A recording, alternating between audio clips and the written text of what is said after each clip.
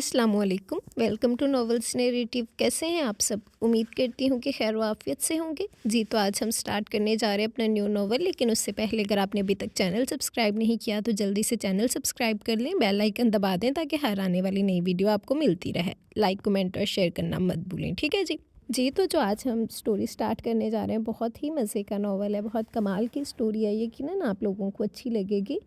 थोड़ा सा आप लोगों को नॉवल के बारे में बता देती हूँ कि जो नॉवल है वो एज डिफरेंस बेस्ड नॉवल है, सेकंड मैरिज बेस्ड नॉवल है, रूड हीरो बेस्ड नॉवल है, कज़न मैरिज बेस्ड नॉवल है, इनोसेंट क्यूट सी हीरोइन बेस्ड नॉवल है।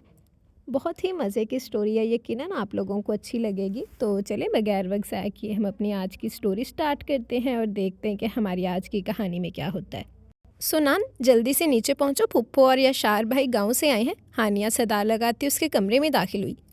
तुम्हें क्या हुआ है? फुप्पो आई हैं और तुम भागती हुई नीचे नहीं पहुंची? हानिया ने हैरानगी से पूछा था। तुम्हारा क्या ख्याल है मैं अभी भी दौड़ती हुई नीचे पहुंच जाऊं? अब मैं कोई बच्ची नहीं हूँ, 3rd ईयर की स्टूडेंट हूँ।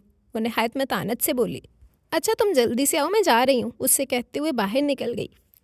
तुम क्या जानो हानिया कि मुझे क्या हुआ है? ये तो मुझे अभी खुद भी नहीं मालूम, वो खुद से बोली और फिर थोड़ी देर बाद ही नीचे चली आई जहाँ सभी बैठे हुए थे। अस्सलाम वालेकुम, वो बेक वक्त फुप्पो और याशार सिकंदर से मुखातिब हुई। याशार ने जवाब में हौले से सर हिला दिया, जबकि फुप्पो ने उसे प्यार करते हुए साथ ही बिठा लिया था। सबके लिए उसका रवैया जैसा भी था, लेकिन याशार सिकंदर एक ऐसा शख्स था जो उसकी रग रग से वाकिफ था। उसे सनान के अंदाज़ो एतवार चौंका रहे थे। कोई ऐसी बात ज़रूर हुई थी जिसने सुनान मुर्तज़ा को बदल डाला था। वो इस वक्त वासी और मुर्तज़ा मामू से बातचीत में मसरूफ़ था, लेकिन उसका ध्यान सुनान की तरफ ही था जो हौले हौले सबके साथ गुफ्तगू में मसरूफ़ थी। फुप्पो आप रुकेंगी ना? सुनान ने फरहाना बेगम से पूछा। नहीं बेटा, कल वापस जाना है, उस्मान अकेला होगा इसलिए कल मुझे वापस जाना है, उन्होंने उससे कहा तो उसने भी जिद नहीं की थी। अगले दिन फुप्पो ने जाते हुए इसे छुट्टियों में गाँव आने का कहा तो उसने सर इस बात में हिला दिया। याशार सिकंदर उन्हें छोड़ने जा रहा था। उसकी पोस्टिंग क्योंकि इसी शहर में हुई थी, इसीलिए वो इन्हीं लोगों के साथ रह रहा था। याशार बेटा, मैं सोच रही हूँ कि अब तुम्हारी शादी कर दूँ। फरहाना बेगम ने फिर से वही मौजू छेड़ दिया जिससे वो दूर भागता था। अम्मा जान, अभी मुझे अपने मुल्क के लिए बहुत कुछ करना है, अभी से मैं इस झंझट में नहीं पड़ना चाहता। वो उनके पास बैठा उनसे बोला था। तो मैं कब कह रही हूँ कि तुम कुछ ना करो, मैं सिर्फ तुम्हारी शादी की बात कर रही हूँ। घर में बहू आ जाएगी तो मुझे भी तन्हाई का एहसास नहीं होगा। उस्मान स्कूल चला जाता है, तुम अपनी ड्यूटी पूरी करने चले जाते हो और पीछे मैं अकेली रह जाती हूँ। बस अब अगली दफ़ा छुट्टी पर आओ तो मुझे अपनी कोई पसंद है तो बताओ, नहीं तो फिर मैं अपनी पसंद की बहू ले आऊँगी। वो उसे सोचने का मौका देते हुए बोली तो वो भी चुप कर गया था। वो शाम को ही खान वाला पहुंचा था। मुस्तफ़ा मामू से उसकी मुलाकात काफ़ी अरसे बाद हुई थी, क्योंकि वो सुबह को जाता तो फिर शाम को ही वापसी होती थी। अक्सर औकात तो रात हो जाती, इसीलिए उसकी मुलाकात मुस्तफ़ा मामू से ना हो पाती। हाँ भाई बरखुदार, आजकल कहाँ होते हो? नज़र ही नहीं आए काफ़ी अरसे से, मुस्तफ़ा मामू ने पूछा। पिछले दिनों एक अहम केस में फंसा हुआ था, काफ़ी मसरूफियत रही। वो तफसीलात बताने लगा। इतने में सुनान और हानिया अकेडमी से वापस आ गई थी। उसके कदम याशार को सामने बैठे देखकर रुक गए, लेकिन फिर हानिया के साथ वो आगे बढ़ गई। दोनों ने बेक वक्त सलाम किया था। कैसे जा रही है तुम लोगों की पढ़ाई? याशार ने दोनों से पूछा। बस याशार भाई, कुछ ना पूछें, हमारा तो कोई हाल नहीं है। हानिया सुनान के साथ सोफे पर बैठते हुए बोली तो मुस्तफ़ा मामू और याशार सिकंदर उसकी बात सुनकर मुस्कुरा दिए थे। इतने में फ़ोन की घंटी बजी। मुस्तफ़ा मामू ने फ़ोन उठाया तो दूसरी तरफ फरहाना बेगम थी। हाँ फरहाना, पहुँच गया है, अभी अभी पहुँचा है, मुस्तफ़ा मामू ने याशार सिकंदर की तरफ देखते हुए जवाब दिया। अच्छा ठीक है, मैं उससे खुद बात करता हूँ। फरहाना बेगम ने ना जाने क्या कहा था, फ़ोन रख दिया गया। हानिया और सुनान अंदर की तरफ बढ़ गई। हाँ भाई, ये शादी वगैरह का क्या चक्कर है? मुस्तफ़ा मामू दोनों के जाते ही उसकी तरफ मुतवज्जो हुए। याशार सिकंदर एक पल में ही अम्मा जान के फ़ोन करने का मकसद समझ गया। वो मुस्तफ़ा मामू से इस हद तक डायरेक्ट बात की तवक्को नहीं कर रहा था, इसीलिए उनकी बात सुनकर सटपटा गया। वहीं सुनान की हसियात भी तेज़ हुई थी, लेकिन याशार सिकंदर ने जवाब में क्या कहा था वह सुन न सकी थी। हानिया अपने पोर्शन की तरफ बढ़ गई और अपने कमरे की तरफ चल दी थी। अब क्या होगा, वो सोचने लगी। इतने में गुड़िया उसके कमरे में याशार सिकंदर का पैगाम लिए चली आई थी। आपको याशार भाई अपने कमरे में बुला रहे हैं, वो कहकर चली गई और वो नए सिरे से सोच में मुब्तला हुई कि न जाने क्यों बुलाया है। वो धड़कते दिल के साथ उसके कमरे में दाखिल हुई। बैठो, वो इसी चेयर पर झूलता शायद उसका मुंतजिर था, जब भी रुक सा गया। वो चुपचाप सोफे पर बैठ गई। क्या हुआ है तुम्हें? याशार सिकंदर की आवाज़ कमरे में गूंजी। सुनान ने एक नज़र उसको देखा जो बिजी चेयर से उठकर उसके बिल्कुल सामने आ बैठा। कुछ नहीं, कुछ भी तो नहीं, वो हिचकिचाते हुए बोली। सुनान, तुम चाहे जो कुछ भी कहो, कुछ तो हुआ है, मैं तुम्हारी रग रग से वाकिफ़ हूँ, इसीलिए शाबाश जल्दी से कहो, याशार सिकंदर ने फिर कहा तो वो उठ खड़ी हुई थी। मैं अपने कमरे में जा रही हूँ। वो कमरे से निकल जाना चाहती थी कि कहीं वो इस राज को ना पा ले जो वो खुद से भी छुपाई फिर रही थी। वो फिर से उसकी राह में हाइल हुआ। सुनान, ये तुम्हारा कतराना, ये घबराहट क्या मायने रखता है? वो कुछ और ही सोच रहा था। सुनान ने उसकी आंखों में सोचों की तहरीर देख ली तो रुक गई थी। आपको अगर ये दावा है कि आप मेरी रग रग से वाकिफ़ हैं तो फिर अब इंसान क्यों बन रहे हैं? वो कहकर कमरे से निकल गई और पीछे याशार सिकंदर को सोचों के एक नए जहान में छोड़ गई। क्या सुनान मुझे, वो कहते हुए खुद भी नफ़ी में सर हिलाने लगा था। ये कैसे हो सकता है? मैं तो बिल्कुल भी उसको इस नज़र से नहीं देखता। बेवकूफ़ लड़की, ना जाने क्या हो गया उसको, वो बड़बड़ाया था। मुर्तज़ा ख़ान बहन भाइयों में सबसे बड़े थे। एक बेटा वासे और बेटी सुनान थी। सुनान की पैदाइश पर बेगम का इंतकाल हो गया। सुनान की तरबियत और देखभाल सबसे ज़्यादा फ़रहाना बेगम ने की, जो मुस्तफ़ा ख़ान से बड़ी थी। फ़रहाना की भी 2 औलादें यशार सिकंदर और अमान सिकंदर थे, जबकि सबसे छोटे मामू की 2 बेटियां थीं, हानिया और गुड़िया। वासे मुर्तज़ा साहब के बिज़नेस में उनके साथ साथ था। यशार सिकंदर पुलिस के महकमे में था, जबकि अमान मैट्रिक का तालिब इल्म था। हानिया और सुनान 3rd ईयर में थी, जबकि गुड़िया 2nd ईयर की स्टूडेंट थी। मुस्तफ़ा ख़ान की बेगम नशीन एक मुकम्मल घरेलू खातून थी। यशार सिकंदर को तकरीबन 1 हफ़्ते बाद फुर्सत मिली कि वो सुनान से दोबारा बात कर सके, तो उसके कमरे की तरफ चला आया। क्या कहा था तुमने उस दिन? वो बिल्कुल उसके सामने खड़े पूछ रहा था। कोई जवाब ना पाकर वो फिर उससे मुखातिब हुआ, जो सर झुकाए बैठी थी। सुनान, मैं तुमसे कुछ पूछ रहा हूँ। क्या बकवास की थी तुमने उस दिन? वो दहाड़ा। बकवास नहीं की थी, सच कहा था मैंने आपसे। बात मुकम्मल भी ना हुई थी कि यशार सिकंदर का हाथ उठ गया। Shut up, just shut up. वो लड़खड़ाकर बेड पर गिरी थी। सुनान, बंद करो बकवास अपनी। उसको बाजू से पकड़कर सीधा किया। कान खोलकर मेरी बात सुनो। इस बारे में तुमने अगर कोई मजीद बकवास की तो मुझसे बुरा कोई नहीं होगा। मैं तो तुम्हें बच्ची समझता था, इसीलिए तुम्हारे नाज नखरे उठाता था। मुझे पता नहीं था कि तुम इसका ये मतलब निकालोगी, वो दरिश्तगी से बोला था। आप अभी नहीं समझ सकेंगे, मैं सचमुच आपसे मोहब्बत करती हूँ, उसे यकीन दिलाते हुए बोली। किसने भरी है तुम्हारे जहन में ये खराफात? बोलो, उससे पूछ रहा था। ये खराफात नहीं है, वो फिर ज़ोर से बोली। सुनान, इन हाथों में खिलाया है तुम्हें? अपनी और मेरी उम्र में फ़र्क जानती हो? पूरे 15 साल बड़ा हूँ तुमसे। मैंने तुमको इस नज़र से कभी नहीं देखा, ना देख सकता हूँ। इस घर में अगर मेरी थोड़ी सी भी इज्जत है तो रहने दो। मेरे लिए बच्ची हो तुम, लाइबा, और बिल्कुल अफान जैसी। वो अफसोस से उसकी तरफ देखते हुए बोला। सुनान ने कुछ कहने को लब खोले ही थे कि वो उसे फिर वो ऑन करते हुए बोला था। अब मज़ीद कोई बकवास नहीं सुनना चाहता मैं, और भूल जाओ अब कि तुम किसी यशार सिकंदर को जानती थी। वो कहकर बाहर चला गया और सुनान वहीं रोने बैठ गई थी। अरे ये क्या, कहाँ जा रहे हो तुम? नशीन मामी ने उससे पूछा। मामी, मेरी पोस्टिंग लाहौर हुई है, मुझे आज ही वहाँ रिपोर्ट करनी है। ठीक है, 1 हफ्ते बाद वो यहाँ से चला गया था। सुनान कॉलेज से वापस आई तो उसे पता चला। वो रोने के सिवा और क्या कर सकती थी। यशार, आपने क्यों किया ऐसा? वो फूट फूट कर रो दी। उससे अपना कोई कॉन्टैक्ट नंबर भी नहीं दिया था, राब्ते का कोई ज़रिया ना रहा था। सुनान, तुम्हारा फ़ोन है। हानिया उसके कमरे में दाखिल होते हुए बोली। उससे फ़ोन थाम लिया। दूसरी तरफ फुप्पो थी। बेटा, कब आ रही हो तुम? अब तो तुम्हारे पेपर्स भी ख़त्म हो गए हैं, फरहाना बेगम ने पूछा। फुप्पो, मैं आने की कोशिश करूँगी, उन्हें टालते हुए बोली। बेटा, मैं कोई बहाना नहीं सुनूंगी। कल अफान को लेने ड्राइवर को भेज रही हैं, उसकी भी छुट्टियां हो गई हैं, तुम भी उसके साथ ही चली आना। वो बहुत मान से बोली तो उसे भी हामी बनना पड़ी। हानिया फ़िलहाल उसके साथ नहीं जा सकती थी। उसने पेपर्स के फ़ौरन बाद कंप्यूटर क्लासेस ज्वाइन कर ली थी। अगले दिन वो गांव चली आई। यहाँ आकर उसे हमेशा ही अच्छा लगता था। अफान अगरचे मैट्रिक का स्टूडेंट था, मगर दोनों में खूब बनती थी। शाम को वो फुप्पो के साथ किचन में मसरूफ़ थे कि यशार सिकंदर की गाड़ी का मखसूस हॉर्न बजा था। फुप्पो भी आवाज़ सुनकर मुतवज्जो हुई और बेख्तियार बाहर आ गई। सामने ही वो नजर आया। फुप्पो ने आगे बढ़कर उसे गले लगा लिया। वो भी किचन से बाहर निकल आई। उसे देखते ही यशार सिकंदर के माथे पर कई लकीरें उभरी, लेकिन फिर उसे नज़रअंदाज करता अंदर की तरफ बढ़ गया। सुनान को उसे इतने अरसे बाद देखने की जहाँ बेहद खुशी थी, वहीं वो उसकी नाराज़गी से खाइफ भी थी। वो 15 दिन की छुट्टी पर था। कुछ दिन तक तो वो उसके जारहाना अंदाज से खाइफ रही, लेकिन फिर उसने भी यशार सिकंदर के इस अंदाज से समझौता कर लिया। वो खुद को अपनी आदतों से बाज ना रख सकी। यशार सिकंदर के घोड़ों के इस्तकबल से घोड़े लेकर वो अफान के साथ बाहर चली आई। कुछ देर तो वो खुद बहादुरी से राइडिंग करती रही, फिर उसने अफान को घोड़े पर बैठने को कहा और खुद लगाम थामे साथ साथ चलने लगी। न जाने घोड़ा क्यों बदकने लगा। अफान सीधा नीचे गिरा और उसके बाद सुनान के हाथ से लगाम छूटी और वो भी घसीटती हुई नीचे गिरी थी। दोनों को बांसों और घुटनों पर खराशें आई थी। अफान, तुम्हें कोई चोट तो नहीं आई? न जाने उसे किसने इतला दी थी, जो अब यहाँ बैठा फिक्रमंदी से पूछ रहा था। सुनान ने अपनी चोट को सहलाते हुए नम आंखों से उसे देखा, जो इस वक्त सिर्फ और सिर्फ अफान की तरफ मुतवज्जो था। भाई, बस बचत हो गई, वरना इन दोनों ने कोई कसर नहीं छोड़ी थी। उसने बेक वक्त घोड़े और सुनान की तरफ इशारा किया था। तुम्हें मना किया था ना कि ये कोई बच्चों का खेल नहीं है, मगर तुम लोग बड़ों की बात को कभी समझते ही नहीं हो। चलो अब भुगतो। वो अफान का हाथ पकड़ते हुए बोला, जो उसका सहारा लेकर चल रहा था। याशार सिकंदर ने दूसरे हाथ से घोड़े की लगाम थाम ली, जो उसे देखकर फौरन पास चला आया था। सुनान ने अपने आंसुओं को बाहर आने से बमुश्किल रोका और खुद ही उठ खड़ी हुई थी।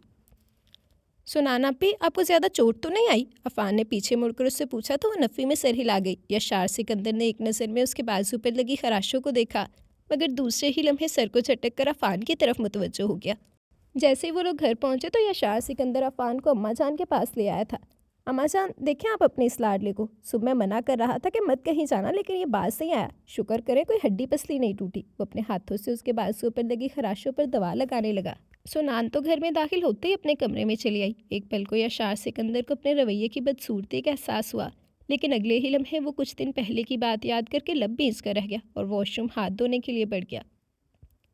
अगली सुबह वो लोग अभी नाश्ता ही कर रहे थे कि याशार सिकंदर नहायत तेज़ी से अपने कमरे से बाहर निकला। अम्मा जान ने हैरत से उसे देखा। याशार बेटा, खैरियत तो है ना? फरीहा बेगम ने पूछा। याशार उन्हीं की तरफ चलाया। सुनान ने अपनी तमाम तर तवज्जो चाय की तरफ मरकूज़ कर दी। डीआईजी साहिब ने फ़ौरन बुलाया तो मैं वापस जा रहा हूँ। सुनान को उसकी आवाज़ सुनाई दी। अच्छा बेटा, तुम तैयारी कर लो, मैं तुम्हारे नाश्ता तुम्हारे कमरे में भिजवाती हूँ, अम्मा जान ने नरमी से कहा था। अम्मा जान, मेरे पास बिल्कुल टाइम नहीं है नाश्ते को, रहने दें, आप बस चाय भिजवा दें। वो कहते हुए अपने कमरे की तरफ चल दिया। अम्मा जान ने चाय तैयार करके सुगरा को देखा, जो इस वक्त चारा उठाए भैंसों के भाड़े की तरफ जा रही थी। उन्होंने उसे इस वक्त बुलाना मुनासिब नहीं समझा। याशार सिकंदर की सफाई पसंद तबीयत से वो अच्छी तरह वाकिफ थी। उन्होंने सुनान को चाय देकर भेजा, जो ना चाहते हुए भी उसके कमरे की तरफ चल दी। दरवाज़ा नॉक किया तो अंदर से उसकी मसरूफ़ सी आवाज़ सुनाई दी। वो इजाज़त मिलने पर धड़कते दिल के साथ अंदर दाखिल हुई। वो इस वक्त अपने कपड़े बैग में रख रहा था। उसे देखकर एक पल को उसके हाथ जहाँ थे वहीं रुक गए थे, मगर दूसरे ही लम्हे वो उसके सर पर जा पहुँचा, जो चाय का कप हाथ में थामे खड़ी थी। मसला क्या है तुम्हारे साथ? क्यों मेरे लिए प्रॉब्लम्स पैदा कर रही हो? वो गुस्से से धाड़ा। रखो ये इधर टेबल पर और जाओ यहाँ से, और आइंदा मेरे कमरे में कदम मत रखना, वो गुस्से से बोला। वो चाय रखकर फ़ौरन कमरे से बाहर आ गई। न जाने कौन उसके दिमाग में ऐसी खराफात भरता है। वो चाय का सिप लेते हुए पुरसोच अंदाज में बड़बड़ाया था। आधे घंटे बाद ही वो सबसे मिलकर चला गया। याशार सिकंदर की गाड़ी जब तक निगाहों से ओझल न हुई, वो छत पर खड़ी रही। आप एक दिन खुद कहेंगे कि आपने बहुत गलत किया, वो हौले से बोली और सीढ़ियाँ उतरकर नीचे चली आई।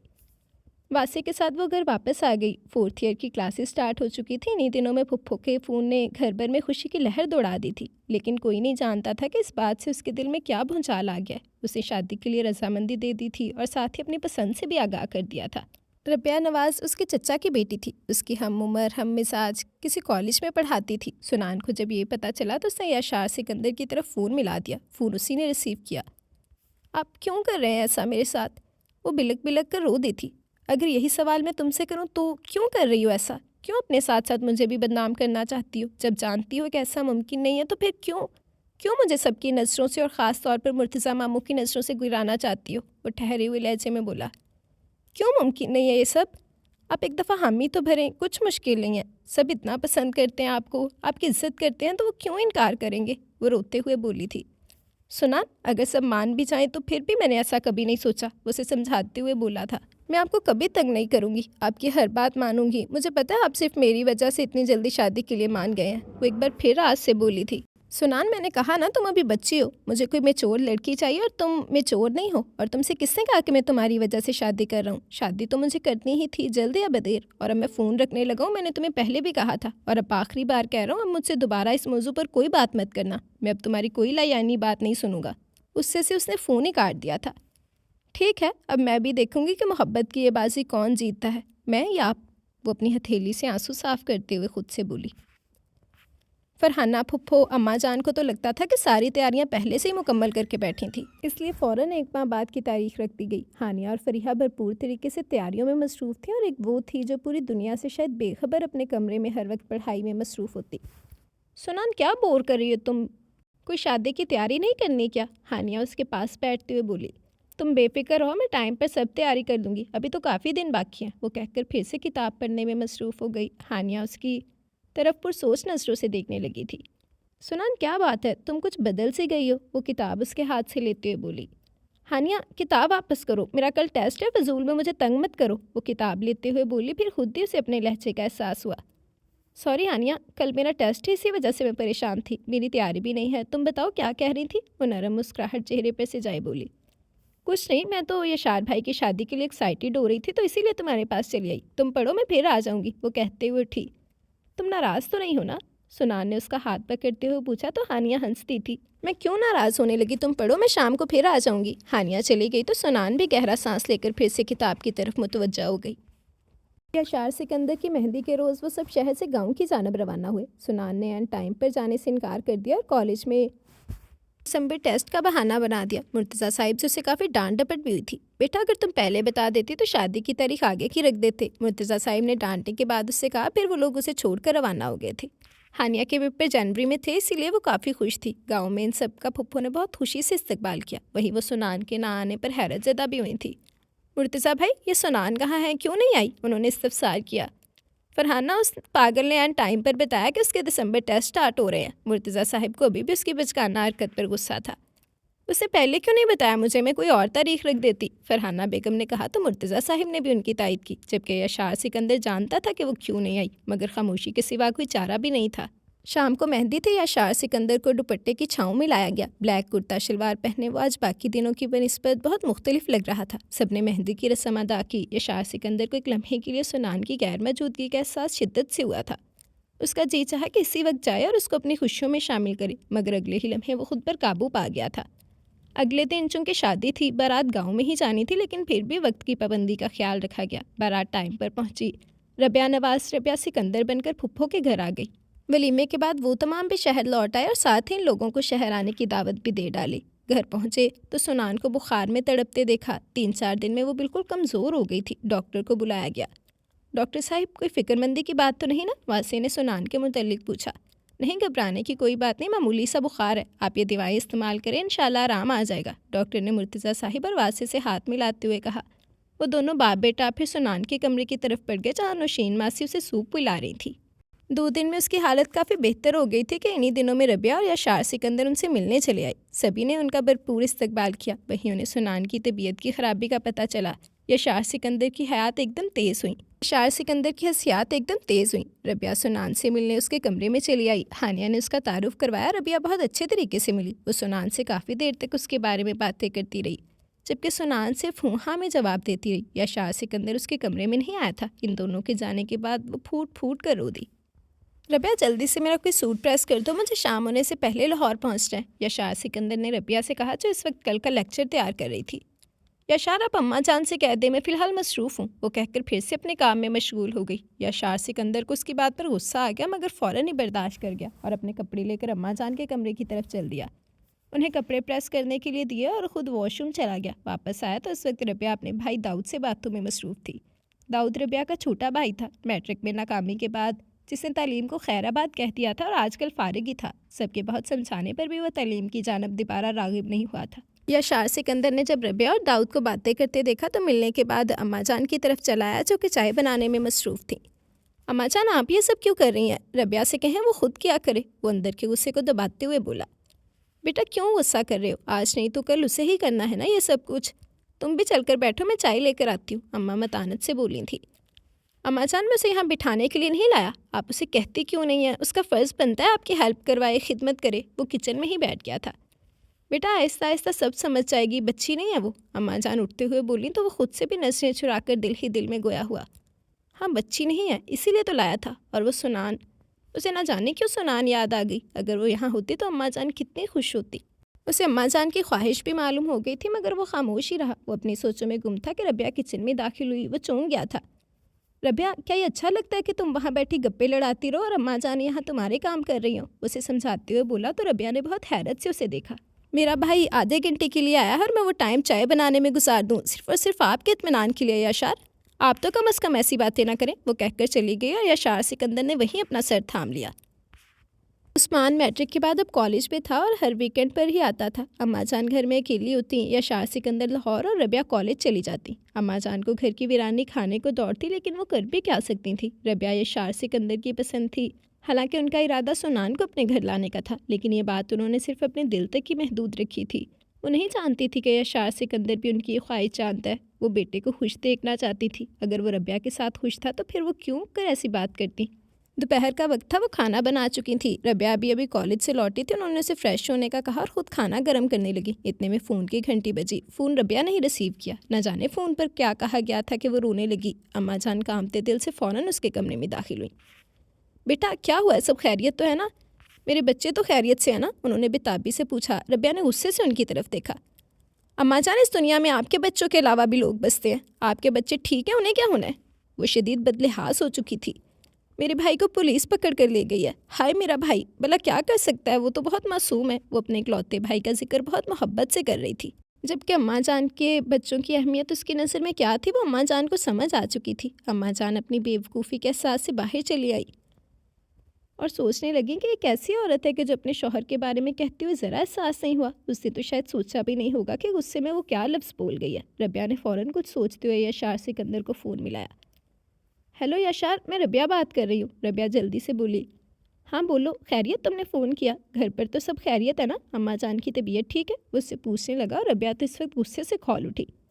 यशार, इस घर में और भी लोग रहते हैं। बहरहाल आप जल्दी घर आ जाए, इमरजेंसी है। उसे सरतापा हैरत में छोड़कर फ़ोन बंद कर गई थी। अगले 2 घंटे में वो घर पर था। रबिया उसी का इंतज़ार कर रही थी। क्या हुआ है? वो जल्दी से बोला। यशार, मेरे भाई को पुलिस पकड़ कर ले गई है, प्लीज़ आप उसे रिहा करवा दें। वो आजिज़ी से बोली और यशार सिकंदर के अंदर उस बात ने इश्तियाल भर दिया था।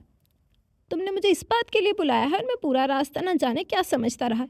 इतना परेशान रहा तो मुझे फ़ोन पर बता देती तो मैं वहाँ बैठकर भी कुछ ना कुछ कर सकता था। उसे रबिया पर बहुत गुस्सा आ रहा था। ऐसी बचकाना हरकत की उसे उम्मीद नहीं थी। वो गुस्से से अम्मा की जानब चलाया जो बाहर ही खड़ी थी और रबिया पीछे पीछे गुस्से से खौलती रही थी। आधे घंटे बाद वो अपने कमरे में आया। फ़ोन मिलाया था कि रबिया के भाई के बारे में जान सके। दूसरी तरफ ना जाने क्या कहा जा रहा था। यशार सिकंदर लब पीछे सुनता रहा और फिर फ़ोन रख दिया। रबिया ने उम्मीद भरी नज़रों से उसे देखा। रबिया, दाऊद के पास से काफ़ी मिकदार में मंशियात बरामद हुई हैं। यशार सिकंदर के मुंह से निकलने वाले अल्फाज पर रबिया ने तेज़ी से नफ़ी में सर हिला दिया। लेकिन दाऊद के पास ये आई कैसे? ये तो सरासर इल्ज़ाम है। दाऊद ऐसा नहीं है। वो फिर से बोली थी। देखो, अगर वो बेगुनाह हुआ तो कोई उसे सज़ा नहीं दे सकता, और अगर ये इल्ज़ाम सच साबित हो गया तो उसे सज़ा ज़रूर मिलेगी। उसे समझाने लगा। क्यों, आपकी अफसरी कब काम आएगी? आपको कुछ तो करना पड़ेगा। वो तनक कर बोली। रबिया, मैं किसी गलत काम में कभी भी कोई मदद नहीं कर सकता। अगर वो सच्चा है, बेगुनाह है, तो मैं उसकी मदद ज़रूर करूँगा, वरना नहीं। वो कहकर बाहर चला गया था। तमाम मालूमात हासिल करके जब वो घर लौटा तो रात हो चुकी थी। दाऊद पर लगा इल्ज़ाम सच था। उसे बहुत अफसोस हुआ कि वो ऐसा भी कर सकता है। उसने तमाम तफसील रबिया को बताई और किसी भी किस्म की मदद से इनकार कर दिया। रबिया का दिल यशार सिकंदर से बदगुमान हो चुका था। दूसरे दिन उसके वापस जाते रबिया ने अम्मा जान के खिलाफ महाज शुरू कर दिया। उसके ख्याल में ये सब किया दरा अम्मा जान का ही था। सुनान और हानिया फोर्थ ईयर के पेपर देकर फारिग हुई तो वासिया और हानिया की शादी का सिलसिला शुरू हो गया। सुनान भाई की शादी बहुत भरपूर तरीके से एंजॉय करना चाहती थी। उसने शादी की तैयारियों में बढ़ चढ़ कर हिस्सा लिया। हफ्ता पहले ही सुनान की ख्वाहिश पर घर में डोलकी रख दी गई थी। अम्मा जान भी अमान के साथ शहर जा पहुँच चुकी थी। रबिया और यशार सिकंदर ने मेहंदी के दिन पहुंचना था। सुनान को देखकर अम्मा जान को काफ़ी हैरत हुई। उन्हें काफ़ी बदली बदली सी दिखाई दी। सुनान, तुम तो लगता है भूल गई हो, कभी फ़ोन नहीं किया और ना ही चक्कर लगाया। वो उससे पूछने लगी। फूफो जान, मैं अभी तो फाइनल ईयर की एग्ज़ाम्स देकर फारिग हुई हूँ। फिर भाई की शादी की तैयारियाँ शुरू हो गई तो टाइम ही नहीं मिला। आपने बुलाया है तो ज़रूर आऊँगी। उनके पास बैठते हुए बोली तो उन्होंने अपने साथ प्यार से लगा लिया था। मेहंदी की तकरीब रोज पर थी। सब अपनी अपनी तैयारियों में मशगूल थे। मेहंदी चूँकि कंबाइन थी, इसका इंतज़ाम बाहर लॉन में किया गया था। सुनान इस वक्त अपनी तैयारियों में मसरूफ़ थी। आज काफ़ी अरसे के बाद वो दिल से तैयार हुई थी। वासिया और हानिया को स्टेज तक बारी बारी लाया गया। जिस वक्त सुनान हानिया को मेहंदी लगाने के लिए स्टेज पर आई तो सामने ही उसे यशार सिकंदर अपनी तरफ मुतवज्जो नज़र आया। यशार सिकंदर आज 1 साल बाद उसे देख रहा था। ना जाने क्यों उसे देखकर सुनान की कही गई सारी बातें जहन में चली आईं। यशार सिकंदर के दिल में कुछ खोने का एहसास जागा। वो इस वक्त अपने इर्द गिर्द से बेनियाज उसे ही देख रहा था जो आज उसे नज़रअंदाज करके चली गई थी। रबिया ने यशार सिकंदर को 1-2 बार पुकारा तो वह होश की दुनिया में आया। यशार, क्या बात है? रबिया ने उसे खोए हुए पूछा था। हाँ कुछ नहीं, वो गायब दिमागी से बोला। रबिया हैरान सी हो गई थी।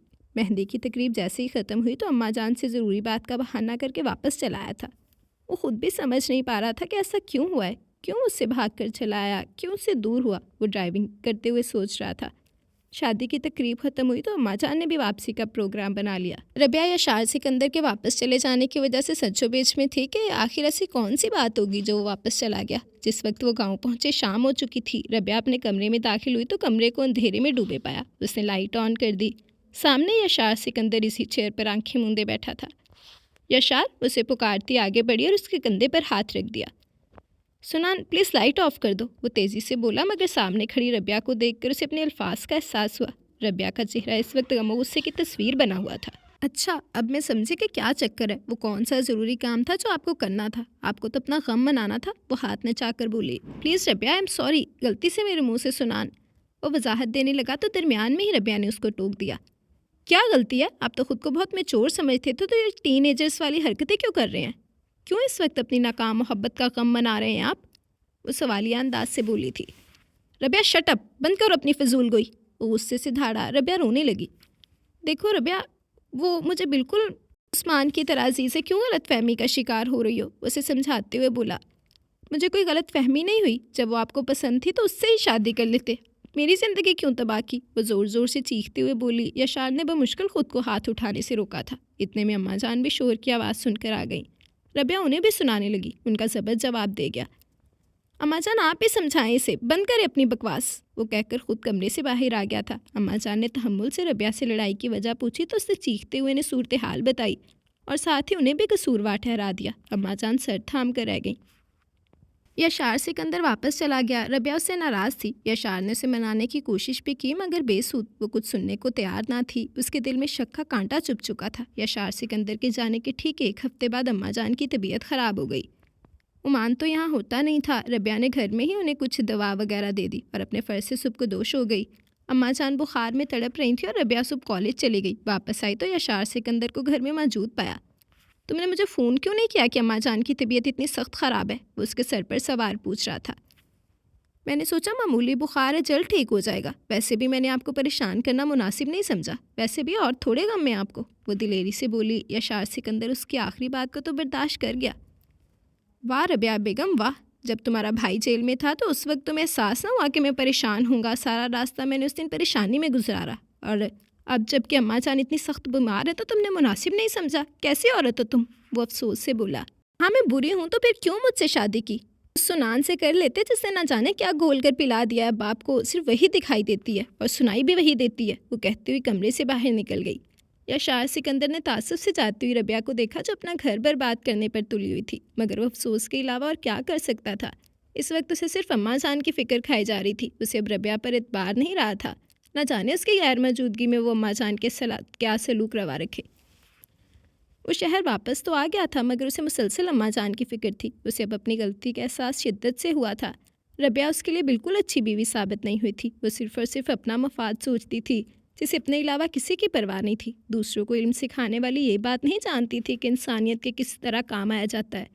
इसके बावजूद उसे रबिया के साथ अपनी ज़िंदगी का सफ़र गुजारना था। समझौते की शक्ल ज़रूर मौजूद थी। वो रोज़ फ़ोन करके अम्मा जान की खैरियत दरियाफ्त करता। इस तरह उनसे बात करके उसे इत्मीनान हो जाता कि वो ठीक ठाक हैं। रबिया से भी कभी कभार बातचीत हो जाती। उसका रवैया अब काफ़ी जारहाना हो चुका था। वो उससे उखड़ी उखड़ी रहने लगी थी। उसके भाई को भी सज़ा हो चुकी थी। इस बात का भी उसे काफ़ी दुख था। उस दिन भी वो अपने ऑफिस से सीधा घर जा रहा था कि रास्ते में मुर्तज़ा मामू का फ़ोन आ गया। जी मामू, खैरियत? आपने कॉल की? उसने हैरत से दरियाफ्त किया। खैरियत ही तो नहीं है। हमारे यहाँ अगर अभी पहुँच सकते हो तो आ जाओ, मुर्तज़ा मामू ने काफ़ी संजीदगी से जवाब दिया। वो सोचता हुआ वहाँ पहुँचा। सब भी बैठे शायद उसका इंतज़ार कर रहे थे। वो सबको सलाम करते हुए सोफ़े पर बैठ गया। मामू, आपने याद किया था? उसने मुर्तज़ा मामू से पूछा। रबिया आई थी यहाँ। उनकी बात पर याशार सिकंदर के दिमाग पर धमाके की तरह लगी थी। वो बैठे से खड़ा हो गया था। क्या रबिया यहाँ आई थी? मगर क्यों? वो सवालिया नज़रों से उन्हें देखने लगा। याशार, क्या चल रहा है तुम दोनों के दरमियान? उन्होंने उसके सवाल को नज़रअंदाज करके पूछा। क्या मतलब? मैं समझा नहीं, उसने पूछा। याशार, वो कहकर गई है कि मुर्तज़ा मामू ने कुछ कहते कहते लब भींच लिए। वासे ने उनके कंधे पर हाथ रखकर उन्हें इत्मीनान दिलाया। याशार सिकंदर ने वासे की तरफ हैरत से देखा था। पापा आप अपने कमरे में जाएं, मैं खुद इनसे बात करता हूँ। वासे ने मुर्तज़ा साहब को कमरे में भेज दिया। अब वो दोनों अकेले थे। याशार सिकंदर ने वासे की तरफ पुरसोच निगाहों से देखा। वासे, मुझे बताओ, मेरा ज़बत जवाब दे रहा है? उसने पूछा। यशार भाई, आज सुबह रबिया भाभी अचानक चली आई। मैं हानिया और सुनान के साथ लॉन में था। उन्होंने सुनान को खूब लान तान की कि वो आप दोनों का घर बर्बाद करने की कोशिश कर रही है। मुझसे बर्दाश्त नहीं हुआ कि कोई मेरी बहन पर इल्ज़ाम लगाए, जबकि मैं हम सब और आप भी जानते हैं कि ऐसा कुछ नहीं है। तो फिर किस बुनियाद पर वो ये सब कह रही थी? इसलिए मेरी उनके साथ काफ़ी तकरार हुई। वो और भी बहुत कुछ कह कर गई हैं, इसीलिए आपको फ़ोन करके हकीकत मालूम करना चाहता था। अगरचे मैं आपसे छोटा हूँ, लेकिन फिर भी मैं यही चाहूँगा कि आप रबिया भाभी की गलतफहमी दूर करें। वासे कुछ पल को खामोश हुआ था। यशार सिकंदर ने शर्मिंदगी से दोनों हाथों से सर थाम लिया और फिर जब बोला तो उसका लहजा काफ़ी मजबूत था। वासे, तुम फिक्र मत करो, सुनान इस मामले में बिल्कुल बेकसूर है और रही बात रबिया की तो उसे मैं खुद समझा लूँगा। कहते हुए लंबे लंबे डग बढ़ता चला गया। वासे खामोशी से उन्हें जाते हुए देखता रहा और फिर कुछ सोचकर सुनान के कमरे की तरफ चल दिया, जिसने सुबह से रो रो कर अपना हाल ख़राब किया हुआ था। हानिया, मैंने कभी उन दोनों का घर बर्बाद करने की कोशिश नहीं की। मैं भला ऐसा क्यों करूँगी? ये सच है कि मैं उनसे मोहब्बत करती हूँ। मैं उन्हें अपनाना चाहती थी, लेकिन शायद वो मुझसे ऐसी मोहब्बत नहीं करते, इसीलिए उन्होंने रबिया से शादी कर ली। लेकिन ये बात गलत है कि मैंने डोरे डालने की कोशिश की है। तुम जानती हो मैं ऐसी नहीं हूँ। उसका हाथ थाम कर बिलक बिलक कर रो दी। उसे खुद पर लगाया जाने वाला इंसाफ बहुत घटिया लगा था। हानिया खामोशी से उसके आंसू साफ करती रही। वासे जो सुनान के रूम की तरफ आया था, दहलीज से पलट गया था। उसे सुनान की बातें सुनकर हैरत का शदीद झटका लगा था। यशार सिकंदर जिस वक्त घर पहुंचा, रबिया सहन में बैठी फ़ोन पर किसी से बातें कर रही थी। यशार सिकंदर ने उसका मोबाइल छीन कर बंद कर दिया था। ये क्या तरीका है? मैं इतना ज़रूरी फ़ोन कर रही थी, वो गुस्से से बोली। तुम्हें बिल्कुल शर्म नहीं आई ऐसी हरकत करते हुए? मैं तो तुम्हें बहुत काबिल, बहुत मैच्योर समझता था, मगर शायद मैं गलत था। बताओ क्यों किया तुमने ऐसा? वो गुस्से से धाड़ा था। क्या किया मैंने जो आप इस कदर गुस्सा कर रहे हैं मुझ पर? वो अनजान बनते हुए बोली। अच्छा, तो अब तुम्हें यह भी बताना पड़ेगा कि तुमने क्या किया है। तुम क्यों गई मुस्तफ़ा मामू के घर? क्यों तुमने वहाँ जाकर बकवास की? वो उसे दोनों बाजू से पकड़ते हुए बोला। मैंने ठीक किया जो वहाँ गई, और जो कुछ वहाँ जाकर कहा वो भी बिल्कुल सच था। आखिर उनको भी तो अपनी बेटी के। अभी उसकी बात भी मुकम्मल ना हुई थी कि यशार सिकंदर का भारी हाथ उठ गया था। झूठ है ये सब। उसने कभी मेरा घर बर्बाद करने की कोशिश नहीं की। यशार सिकंदर गुस्से से बोला। रबिया गाल पर हाथ रखे और ज़ोर से चीखने लगी थी। बंद करो बकवास अपनी। अगर आइंदा तुमने सुनान के बारे में कुछ कहा तो मुझसे बुरा कोई नहीं होगा। उसे वार्न करता फिर से गाड़ी में आ बैठा और गाड़ी शहर के रास्ते पर डाल दी। उसकी गाड़ी इस वक्त हवा से बातें कर रही थी। उसे रबिया पर रह रह कर गुस्सा आ रहा था। इतनी बड़ी बात उसने कर दी कि वो अब किसी से भी नजरें मिलाने के काबिल नहीं रहा था। वो अपने ही ख्यालों में गुम था कि उसकी गाड़ी सामने से आती गाड़ी से जा टकराई। अम्मा जान को जब एक्सीडेंट की इत्तला मिली तो उन्होंने रबिया से साथ चलने को कहा, लेकिन उससे कमाल बेमुरवती से इनकार कर दिया। अम्मा जान तासुफ से उसे देखने लगी, लेकिन वो बेनियाजी से अंदर बढ़ गई। अम्मा जान हमसाई के बेटे के साथ शहर रवाना हुई और साथ ही भाइयों को भी फ़ोन कर दिया। जिस वक्त वो हॉस्पिटल पहुंची सब भी आ चुके थे। यशार सिकंदर इस वक्त बेहोश था। वो सब ऑपरेशन थिएटर के बाहर परेशान खड़े थे। इतने में डॉक्टर बाहर आ गया। यशार साहब के साथ कौन है? मुर्तज़ा मामू और वासे डॉक्टर की तरफ बढ़े। अम्मा जान भी उठ खड़ी हुई थी। मरीज़ का खून बहुत बह चुका है, आप लोग फ़ौरन खून का बंदोबस्त करें, डॉक्टर ने कहा तो उन्होंने इस बात में सर हिला दिया था। ख़तरे की तो कोई बात नहीं ना डॉक्टर साहब? मुर्तज़ा साहब ने पूछा। देखिए, फ़िलहाल तो हम कुछ नहीं कह सकते। एक्सीडेंट बहुत शदीद नोयत का था। उनकी टांगों पर काफ़ी चोटें आई हैं। आप लोग बस दुआ करें। डॉक्टर अंदर की तरफ बढ़ गया, जबकि मुर्तज़ा साहिब फरहाना बेगम को तसल्ली देने लगे, जो रोती आंखों से अल्लाह को याद कर रही थी। सुनान को जब यशार सिकंदर के एक्सीडेंट का पता चला तो वो सख्ते किसी कैफियत में चली गई। हानिया उसे तसल्ली देते हुए खुद भी रो पड़ी। सुनान उसे खाली नज़रों से देखने लगी। सुनान, होश करो, अभी कोई अच्छी इत्तला उनके बारे में आ जाएगी, उसे समझाने लगी। सुनान, हानिया ने उसका कंधा हिलाया तो वो बिलक बिलक कर उसके साथ लगकर रोने लगी थी। ये कैसे हो सकता है? वो रोते हुए बोली। इस वक्त शायद अपने हवासों में नहीं थी। हानिया उसे साथ साथ दिलासा देने लगी। तकरीबन 2 घंटे तक ऑपरेशन थिएटर के बाहर वो इंतज़ार करते रहे। जब डॉक्टर निकला तो वासे उसकी तरफ बढ़ा। डॉक्टर साहब, अब खैरियत तो है ना? वासे ने पूछा। जी बाकी सब तो ठीक है, लेकिन हम उनकी टांगों के बारे में फ़िलहाल कुछ नहीं कह सकते। 50% चांस है, बाकी अल्लाह बेहतर करने वाला है। हम तो सिर्फ कोशिश कर सकते हैं। डॉक्टर आगे बढ़ गया। अम्मा जान वहीं बैठ कर रोने लगी। मुर्तज़ा साहिब और वासे खुद शौक में थे। घर पर भी इत्तला कर दी गई थी। सुनान समेत सभी सख्ते की हालत में थे। खबर ही ऐसी थी। फरहाना बेगम बेटे की हालत देखकर मज़ीद गमज़दा हो गई। सभी फरहाना बेगम को दिलासा दे रहे थे, लेकिन ये ज़ख़म ऐसा था जो आहिस्ता आहिस्ता ही भरना था। रबिया फरहाना बेगम के हॉस्पिटल जाने के बाद ही अपने मेके चली आई थी। जब उसे यशार सिकंदर की टांगों के कटने का पता चला और साथ ही ये खबर कि शायद ही अब वो दोबारा कभी अपने पाँव पर खड़ा हो सके, तो उसने खुला का नोटिस भी भिजवा दिया। अम्मा जान जो बेटे के लिए पहले ही परेशान थे, इस बात ने उनके गम में मजीद इजाफा कर दिया। यशार सिकंदर सब जान चुका था। अम्मा जान, ये सब कुछ तो होना ही था। भला एक माजूर शख्स के साथ कौन पूरी ज़िंदगी गुजार सकता है। वो बेड पर दराज आंखें मूंदे हुए था तो उसकी बंद आंखों से आंसू गिरने को बेताब से हुए। उसने बदवक्त इन पर काबू पा लिया। अम्मा जान बेटे की लाचारगी देखकर रो पड़ी, फिर बेटे की हिम्मत बंधाते हुए बोली, बेटा तुम हिम्मत से काम लो, अपने आप को संभालो, हम सबको तुम्हारी ज़रूरत है। वैसे भी डॉक्टर ने उम्मीद दिलाई है कि अगर तुम खुद कोशिश करो तो थोड़ी बेहतरी आ सकती है। फिर हम 6 माह के बाद तुम्हारा ऑपरेशन करवाएंगे। यहाँ इलाज ना हो सका तो बाहर ले जाएंगे। इंशाल्लाह तुम बिल्कुल ठीक हो जाओगी। अम्मा जान ने उसके बालों में हाथ फेरते हुए बोली थी। सुनान जैसे ही कमरे में दाखिल हुई तो हानिया को अपने इंतज़ार में बैठे देखा। क्या बात है, कुछ परेशान नजर आ रही हो? सुनान ने कमरे में दाखिल होते हुए पूछा। बात ही कुछ ऐसी है, अभी अभी फुप्पो की कॉल आई थी, यशार भाई ने रबिया को तलाक दे दिया। हानिया ने जैसे धमाका किया। सुनान ने हैरानगी से उसे देखा। ये कैसे हो सकता है? वो तो रबिया को बहुत चाहते थे। सुनान ने पुरसोच अंदाज में पूछा। हाँ, लेकिन सुनने में ये आया है कि रबिया ने खुद खुला का नोटिस भिजवाया था। रबिया को जब पता चला कि यशार भाई अब शायद ही उम्र भर अपनी टांगों पर चल सकें, इसीलिए उन्होंने अलहदगी इख्तियार की। सुनान नम आंखों से उसे देखने लगी थी। हानिया, क्या रबिया को उनसे मोहब्बत नहीं थी? उसके कंधे पर सर रखते हुए बोली थी। क्या कह सकते हैं? हानिया कोई जवाब ना दे सकी। हानिया, उन्होंने मेरा नाम तो नहीं लिया ना? सुनान रबिया के हवाले से खौफजदा थी। भला तुम्हारा नाम क्यों लेगी? तुम नहीं जानती रबिया ने यशार भाई की ज़िंदगी मुश्किल में डाल रखी थी। फुप्पो को भी अब तक तंग कर रखा और यशार भाई तो हर सूरत समझौता करना चाहते थे, लेकिन रबिया किसी तौर ना मानी। फुप्पो तक उसे मनाने गई थी, मगर उसकी ना हाँ में नहीं बदली। हानिया ने उसे तफसीलन आगाह किया था। यशार सिकंदर तकरीबन 2 माह हॉस्पिटल रहने के बाद घर आ चुका था। फरहाना बेगम ने घर आते ही बेटे का सदका उतारा। डॉक्टर्स ने यशार सिकंदर को आहिस्ता आहिस्ता एक्सरसाइज करने का मशवरा दिया।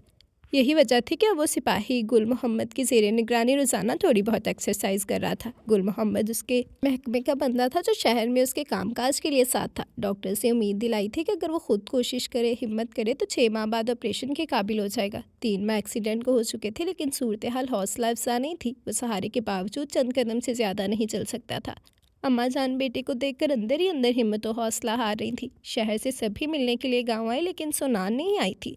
उसने खुद को बहुत मसरूफ़ कर लिया था। मास्टर्स के बाद वो आजकल एक बैंक में जॉब कर रही थी। इशार सिकंदर को क्यों लगा जैसे वो रबिया की तरह उससे दूर जाना चाह रही है। इसी सोच ने इशार सिकंदर के दिल में फिर से गमे गुस्से को भर दिया था। उसका बस नहीं चल रहा था कि वो क्या कर डाले। अम्मा जान पिछले 1 हफ्ते से बेटे की हालत देख रही थी। उसने एक्सरसाइज करना छोड़ दी, बात करना कम कर दी थी कि इन्हीं दिनों सुनान का फ़ोन आ गया। Hello, Yashar Sikandar speaking. यशार की आवाज़ सुनान के दिल पर दस्तक की तरह लगी थी। उसने खुद को फ़ौरन कंपोज कर लिया। एसपी साहब, बहुत अफसोस हुआ, आपकी मोहब्बत आपको छोड़कर चली गई। आप भी सोच रहे होंगे कि मैं आपकी आदत को नहीं आई, उल्टा आपके ज़ख्मों पर मरहम रखने की बजाय नमक छिड़क रही हूँ। क्या करूँ, ये आदत भी आपसे ही सीखी है। यशार सिकंदर जो उसकी गुफ्तगू खामोशी से सुन रहा था, वो सोच भी नहीं सकता था कि सुनान उससे कभी ऐसी बात भी कर सकती है। उसने गुस्से से मोबाइल दीवार पर दे मारा और तब से वो सुनान पर आया गुस्सा दूसरों पर उतार रहा था।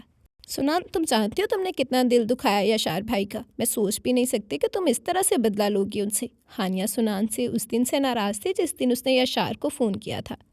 हानिया, मैं जानती हूँ कि मैंने उनके साथ बुरा किया। उन्हें मेरी बात सुनकर दुख हुआ होगा। न जाने क्यों हानिया, मैं चाहती हूँ वो मुझे डांटे, बिल्कुल वैसे ही जैसे पहले डांटते थे, गुस्सा करते थे। वो जान जाएं कि मैं चाहती हूँ वो जान जाएं कि मैंने क्यों ये सब कुछ किया। वो नम लहजे में बोली थी। हानिया, मैं उन्हें बेबस नहीं देख सकती, शायद इसीलिए उन्हें गुस्सा दिला रही हूँ। तुम जानती हो वो मुझे बेहद अजीज़ हैं और जो कुछ भी मैंने उनसे कहा मैं उनसे उसकी माफ़ी मांग लूँगी। पहले वो हिम्मत हार ना छोड़ दें, फिर अभी उन्हें थोड़ा सबक सिखाने के लिए ज़रूरी था ये सब कुछ। वो मुस्कुराते हुए बोली थी। तुम कभी नहीं सुधर सकती, हानिया उसे चिढ़ाते हुए बोली तो वो भी उसके साथ मुस्कुराने लगी। खानवाला में आजकल सुनान की शादी की बातें हो रही थी। 1-2 बहुत अच्छे रिश्ते भी थे। मुर्तज़ा खान का इन दोनों में से किसी एक को मुस्बत जवाब देने का इरादा था। इसी मकसद के लिए हानिया को सुनान के पास उसकी मर्ज़ी पूछने के लिए भेजा गया। सुनान तो सुनते ही हत्थे से उखड़ गई। हानिया, तुम कह दो मैंने अभी शादी नहीं करनी, सुनान संजीदगी से बोली। सुनान, देखो दोनों लड़के अच्छे घरानों के हैं। मुर्तज़ा अंकल ने तुम्हारी मर्जी पूछने को कहा है, तो बताओ इनमें से क्या जवाब दूँ। तो बताओ कि उनको क्या जवाब दूँ, हानिया उसे समझाते हुए बोली। तुम कह दो मैंने इनकार कर दिया है, पापा पूछेंगे तो मैं कोई ना कोई तसल्ली बख्श जवाब दे ही दूँगी, सुनान फिर से बोली थी। मैं वजह पूछ सकती हूँ, हानिया ने संजीदगी से पूछा। वजह तुम जानती हो, सुनान बोली। सुनान कोई नहीं मानेगा, पहले की बात और थी लेकिन अब तुम रहोगी उनके साथ, उनकी बीवी तक तो छोड़ गई है उनको। हानिया ने फिर समझाया मगर वो किसी सूरत मानने को तैयार ना थी। हानिया ने वासे को सारी हकीकत बता दी। वासे सुनकर तो कुछ पल के लिए शौक में आ गया था। हानिया तुम समझाओ उस बेवकूफ़ लड़की को, पापा कभी नहीं मानेंगे। और वो कुछ कहते कहते रुक गया। हानिया उसकी तरफ मुतवज्जो थी। क्या यशार भाई ने कुछ कहा है उससे? वासे ने पूछा तो हानिया ने फ़ौरन उसकी बात की नफ़ी की। तो वासे को कुछ इत्मीनान हुआ और उसने एक सुकून भरा सांस लिया। आप क्या मुर्तज़ा अंकल से बात करेंगे? हानिया ने झिझकते हुए पूछा। तुम्हारा दिमाग सही है? पापा को मैं अच्छी तरह जानता हूँ, वो कभी नहीं मानेंगे। ये सच है कि हम सब यशार भाई को बहुत चाहते हैं, लेकिन सुनान और यशार भाई, पहले अगर ये बात होती तो शायद मान ली जाती, लेकिन अब उनके एक्सीडेंट के बाद बहुत मुश्किल है। और हानिया सोच रही थी कि मोहब्बत करने वालों को ये सब समझाना बहुत मुश्किल है। क्या आप अपनी मोहब्बत को भूल जाएं? यशार भाई आपसे एक ज़रूरी बात करनी थी। हानिया वासे के साथ यशार सिकंदर को देखने आई तो उसके कमरे में चली आई। यशार सिकंदर ने किताब गोद में रखी और उसकी तरफ मुतवज्जो हुआ। हाँ कहो, क्या बात करनी है? यशार सिकंदर की आवाज़ कमरे में गूंजी। सुनान ने उस दिन आपको फ़ोन किया था, उसका मकसद आपको हर्ट करना नहीं था। हानिया आहिस्तगी से बोली। यशार सिकंदर का चेहरा गम और गुस्से से सुर्ख हो गया। मैं इस मौजू पर कोई बात नहीं करना चाहता, वो दो टोक लहजे में बोला। यशार भाई प्लीज़ मेरी पूरी बात तो सुने। वो सुनान की पोजीशन क्लियर करना चाहती थी। हालांकि सुनान ने ऐसा करने से मना किया था और फिर हानिया ने यशार सिकंदर को सारी बात झिझकते हुए बता दी थी। हानिया ने उसके चेहरे की तरफ देखा मगर यशार सिकंदर का चेहरा बिल्कुल सपाट था। हानिया मज़ीद कुछ कहना चाहती थी कि यशार सिकंदर ने हाथ उठाकर उसे कुछ भी बोलने से रोका। वो बिल्कुल खामोश हो गई। अब तुम जा सकती हो। यशार सिकंदर की आवाज़ सुनाई दी तो वह हैरत से उसे देखने लगी और फिर बाहर आ गई। यशार सिकंदर ने उसके जाते ही सुनान का नंबर मिलाया। सुनान, सज़ा के लिए तैयार रहना, मैं बहुत जल्द तुम्हारे सामने हूँगा। साथ ही फ़ोन खटाक से बंद कर दिया। यशार सिकंदर के लबों पर इस वक्त बड़ी खूबसूरत मुस्कुराहट थी और दूसरी तरफ सुनान को एक नई फ़िक्र लाहक हो चुकी थी। यशार सिकंदर 6 माह बाद आज फिर से हॉस्पिटल में मौजूद था। डॉक्टर मंसूर ने कुछ टेस्ट करवाने का कहा। अब उन्हें रिपोर्ट का इंतज़ार था। डॉक्टर साहब कितने फ़ीसद चांस है? यशार सिकंदर ने खुद डॉक्टर से पूछा था। ये सवाल कबल इस वक्त है, रिपोर्ट के बाद ही बताया जा सकता है कि ऑपरेशन हो सकता है या नहीं। डॉक्टर ने तफसीलन जवाब दिया। रिपोर्ट्स आ गई तो अम्मा जान की खुशी तीरनी थी। डॉक्टर्स के मुताबिक काफ़ी बेहतरी का चांस था। अम्मा जान, मैं चाहता हूँ अभी किसी को भी इस बारे में ना बताया जाए। मैं पहले ऑपरेशन करवा लूँ तो फिर जैसा आप चाहेंगी वैसा ही होगा। यशार सिकंदर ने अम्मा जान से इजाज़त तलब नज़रों से कहा। लेकिन बेटा ये कैसे मुमकिन है? तुम नहीं जानते, जब सबको पता चलेगा तो वो कितना खुश होंगे। अम्मा जान ने उसे समझाया।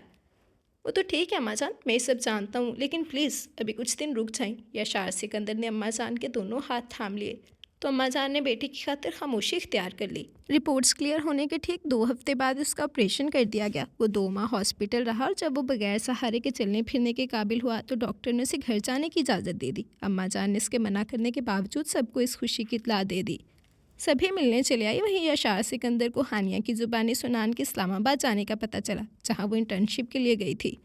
वो सब अपनी बातों में मसरूफ़ थे। वहीं अम्मा जान ने मुर्तज़ा साहिब से सुनान और यशार सिकंदर के रिश्ते की बात कर दी। यशार सिकंदर हैरान रह गया क्योंकि अम्मा जान ने उससे कोई जिक्र नहीं किया था। हानिया को जब पता चला तो उसकी खुशी देखने के लायक थी। मुर्तज़ा साहिब गहरी सोच में गुम थे। शायद उसकी वजह यह थी कि यशार सिकंदर की दूसरी शादी थी। अम्मा जान ने शायद अपने भाई की सोच पढ़ ली थी।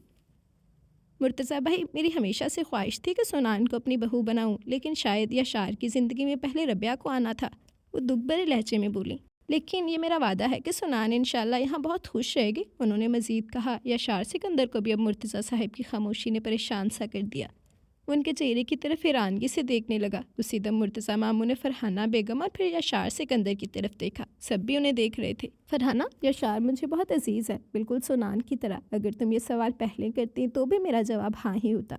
मुझे कोई एतराज़ नहीं। मेरी बेटी यकीनन यशार के साथ अच्छी ज़िंदगी गुजारेगी। मुझे कोई एतराज़ नहीं है। मुर्तज़ा साहिब के जवाब ने वहाँ बैठे सब नफूस को हैरान कर दिया और फिर सबका दिल खुशी से झूम उठा था।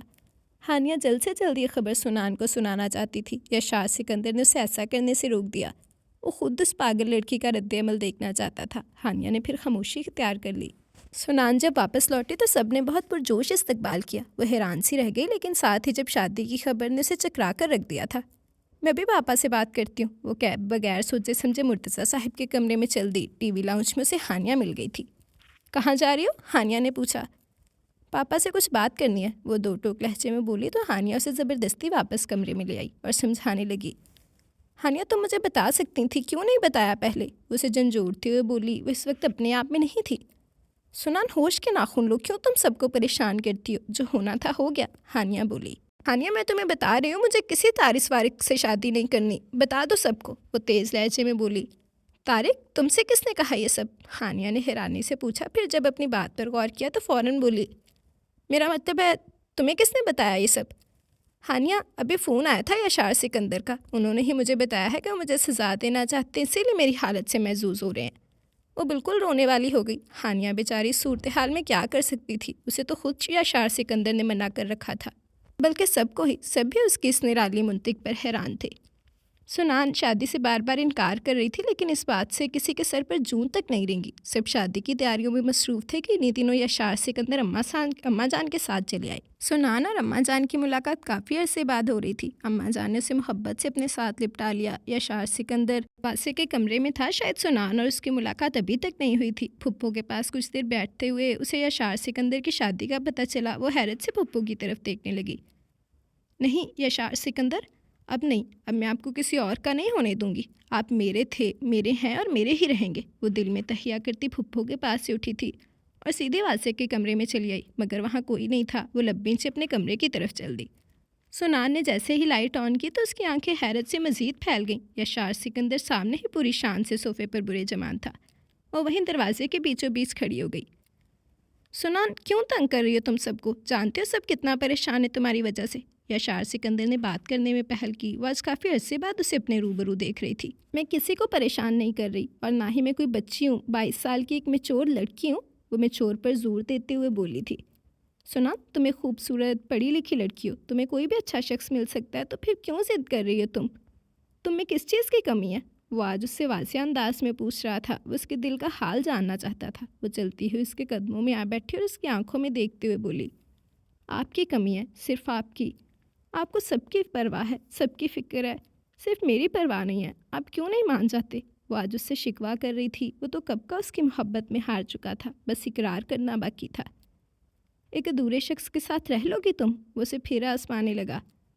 आप अधूरे नहीं हैं, मैं अधूरी हूँ आपके बिना। और जहाँ तक इस हादसे की बात है, वो तो किसी के साथ भी कहीं भी हो सकता है। मेरे लिए आप वही यशार सिकंदर हैं, और मैं रबिया नहीं हूँ जो आपको छोड़कर चली जाऊँगी। निकाल दें वहम अपने दिलो दिमाग से। वो बहुत खामोशी से उसे सुन रहा था। फिर न जाने क्या हुआ कि यशार ने नहायत आहिस्तगी से अपने घुटनों पर धरे उसके खूबसूरत हाथों को थामा और अपने कदमों पर खड़ा हो गया।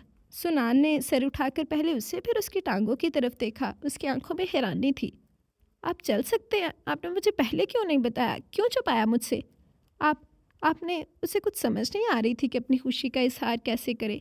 यशार सिकंदर जानता था कि उसका रद्द-ए-अमल क्या होगा। यशार सिकंदर धीरे से मुस्कुराया और साथ ही एक रिंग उसे पहना दी। आपने बहुत देर कर दी, आप हमेशा देर कर देते हैं, वो रिंग उतारते हुए बोली तो यशार ने उसे ऐसा करने से रोका। तुम्हारी शादी किसी तारिक से नहीं हो रही, बल्कि यशार सिकंदर से हो रही है। हाँ सुनान, तुम्हारी मोहब्बत के आगे मैंने सर झुका दिया है। तुम जीत गई, तुम्हारी मोहब्बत जीत गई। मैं तुम्हारी मोहब्बत में हार गया। मैंने जैसे मोहब्बत समझा था वो मोहब्बत नहीं थी, और जो मोहब्बत थी उसे मैंने कभी मोहब्बत समझा ही नहीं। सुनान टिकटिकी बांधे उसे देखती चली गई। इन लम्हों में हर शिकवा जिसे कभी यशार सिकंदर से था ख़त्म हो चुका था। जानते हो सुनान, मोहब्बत अपने होने का यकीन चाहती है, और मुझे इस मोहब्बत पर यकीन हो चुका है जो तुमने मुझसे की और मैंने तुमसे। यशार सिकंदर के इकरार ने उसे सच्ची खुशी दी थी। वो पल, वो लम्हा जो उसकी ज़िंदगी में आ चुका था, जिसका तसव्वुर उसके लिए बहुत खुशकुन था, और आज इस तसव्वुर ने हकीकत का रूप धारा तो उसे अपनी खुशबख्ती का एहसास शिद्दत से हुआ था। अब ज़िंदगी के तमाम रंग यशार सिकंदर के संग गुजारने थे। ख़त्म शुद्ध।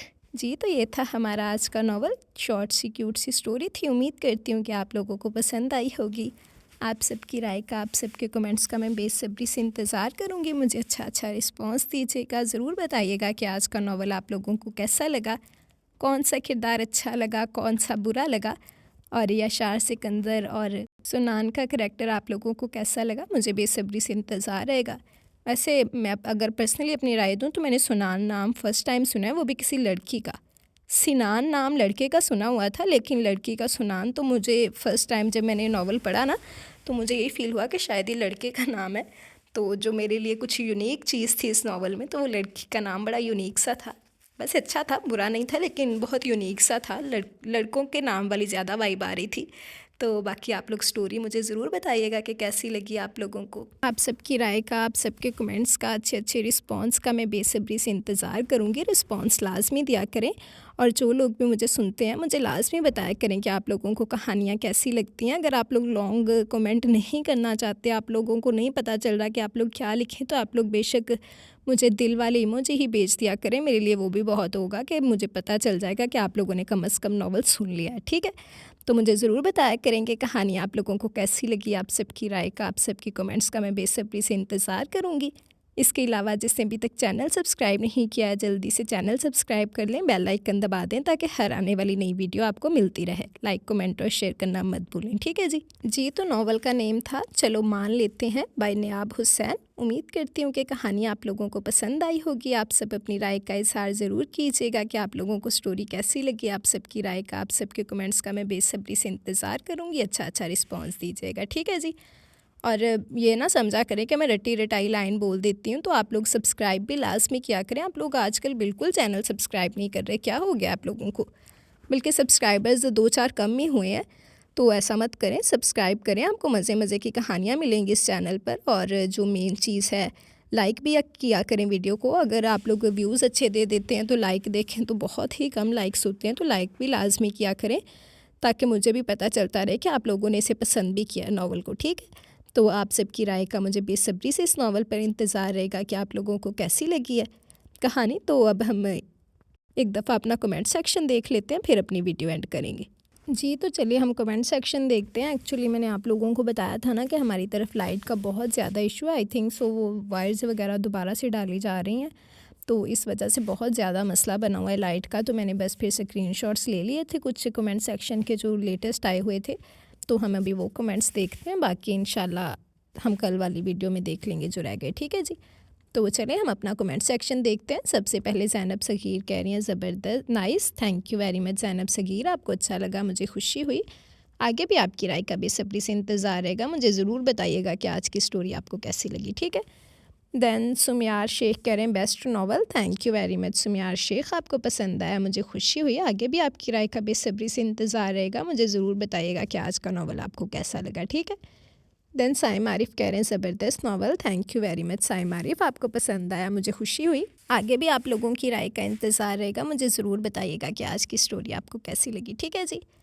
देन कैंडी क्रश लवर कह रहे हैं ज़बरदस्त novel, thank you very much, आपको अच्छा लगा, मुझे खुशी हुई। आगे भी आपकी राय का बेसब्री से इंतज़ार रहेगा, मुझे ज़रूर बताइएगा कि आज की स्टोरी आपको कैसी लगी। देन राफ़े भट्ट कह रहे हैं ज़बरदस्त, thank you very much Rafe Bhatt, आपको अच्छा लगा, मुझे खुशी हुई। आगे भी अपनी राय का इज़हार ज़रूर कीजिएगा। ख़ान E93QF कह रहे हैं nice, thank you very much Khan, आपको अच्छा लगा, मुझे खुशी हुई। आगे भी आपकी राय का बेसब्री से इंतज़ार रहेगा। देन मोहम्मद तुफ़ैल कह रहे हैं वो माथे पर हाथ इसलिए मारा था आपका शॉर्ट नावल देखकर। अच्छा, शॉर्ट नावल देखकर माथे पे हाथ मारा था, लेकिन शॉर्ट नावल भी जानिए अच्छे होते हैं, आप एक दफ़ा सुने तो सही। शॉर्ट नावल्स की story I think so long novel से ज़्यादा अच्छी होती है, बिकॉज लॉन्ग नावल्स में बहुत खींचातानी, बहुत ड्रामा, बहुत नाटक होता है। शॉर्ट स्टोरीज़ बहुत क्यूट सी होती हैं, अगर थोड़ी सी कोई गलत फहमी हुई भी है या थोड़ी सी तू मैं हुई भी है तो वो बहुत जल्द सॉल्व हो जाती है। तो मैं अपना बताऊँ तो मुझे शॉर्ट स्टोरी ज़्यादा पसंद है बनिस्बत लॉन्ग के। तो thank you very much, it's okay. बाकी आप कोई बात नहीं, आपने हाथ मार लिया, मैंने एक्सेप्ट कर लिया है। देन मोहम्मद तुफ़ैल अगेन कह रहे हैं ओ अच्छा, बहुत अफसोस हुआ आपकी फुफ्फो का सुनकर, अल्लाह ताला उन्हें जन्नतुल फिरदौस में आला मुकाम अता फ़रमाए, आमीन सुम्मा आमीन, आमीन सुम्मा आमीन। बस आप सब लोग एक दफ़ा सूरह फातिहा पढ़कर उनकी मग़फ़िरत के लिए दुआ ज़रूर कर दीजिएगा। देन मोहम्मद तुफ़ैल अगेन कह रहे हैं अस्सलाम वालेकुम आपी जान, कैसी हैं आप? वालेकुम अस्सलाम, अल्हम्दुलिल्लाह मैं बिल्कुल ठीक हूँ, आप कैसी हैं? और नावल बहुत अच्छा था, अरहम की बातें बहुत मज़े की थी, थैंक यू वेरी मच, आपको पसंद आया, मुझे खुशी हुई। आगे भी आपकी राय का इंतज़ार रहेगा, तो मुझे ज़रूर बताइएगा कि आज की स्टोरी आप लोगों को कैसी लगी, ठीक है। देन फ़ायज़ा ज़िशान कह रही हैं ऐसा भी क्या गुस्सा हो गया, वो प्रेग्नेंट हुई, उसका क्या बना, सब कुछ अधूरा। नहीं, अधूरा तो ये चीज़ थोड़ी सी थी कि उसे वाज़िया करनी चाहिए थी, लेकिन जो मेन चीज़ दिखाई गई थी ना, वो ये दिखाई गई थी कि अगर हमेशा मर्द ही गलत नहीं होता। बेशक इसमें उस मर्द ने बहुत गलत किया था स्टोरी में, नो डाउट, क्योंकि ज़िना की कोई माफ़ी नहीं है, वो किसी भी वजह से किया गया, उसकी कभी भी कोई भी माफ़ी नहीं है। जो कि एक चीज़ गलत है तो वो चीज़ गलत है, लेकिन इस नावल में जो स्टोरी का मेन टॉपिक था वो ये था कि औरत को भी अपनी हिफाजत खुद करनी चाहिए, नहीं उकसाना चाहिए मर्द साथ को। तो अगर अल्लाह ताला ने हमारे लिए हदूद मुकर्रर की हैं तो हमें अपनी हदूद के अंदर रहना चाहिए। तो थोड़ी सी मतलब मेन जो टॉपिक था वो स्टोरी का ये था, बाकी बिल्कुल ये चीज़ थोड़ी क्लियर होनी चाहिए थी तो स्टोरी और मज़े की हो सकती थी। आप बिल्कुल ठीक कह रही हैं। बाकी thank you very much for your lovely comment. Then Haris Khan कह रहे हैं ज़बरदस्त। आप भी thank you very much Haris Khan, आपको पसंद आया, मुझे खुशी हुई। आगे भी आपकी राय का इंतज़ार रहेगा। देन तालिया मुराद कह रही हैं ये महकता आंचल में पढ़ी थी बहुत पहले, amazing novel. Thank you very much Talia Murad, आपको अच्छा लगा, मुझे खुशी हुई। आगे भी आपकी राय का इंतज़ार रहेगा, मुझे ज़रूर बताइएगा कि आज की स्टोरी आपको कैसी लगी, ठीक है ना। तो आपकी राय का मैं बेसब्री से इंतज़ार करूँगी। देन सहर कह रही हैं अस्सलाम वालेकुम सिस, कैसी हैं आप। वालेकुम अस्सलाम, मैं बिल्कुल ठीक हूँ, आप कैसी हैं। आज का नावल बहुत बहुत ज़बरदस्त है। थैंक यू वेरी मच सहर, आपको अच्छा लगा, मुझे खुशी हुई। आगे भी अपनी राय का ज़रूर इजहार कीजिएगा कि आज की स्टोरी आपको कैसी लगी। तो आपकी राय का मैं बेसब्री से इंतज़ार करूँगी, ठीक है जी। तो ये थे हमारे कुछ कमेंट्स। उम्मीद करती हूँ कि आप लोगों को आज की स्टोरी पसंद आई होगी। आप सबकी राय का, आप सबके कमेंट्स का मैं बेसब्री से इंतज़ार करूँगी। अच्छा रिस्पांस दीजिएगा और ज़रूर बताइएगा कि आज की स्टोरी आप लोगों को कैसी लगी, ठीक है जी।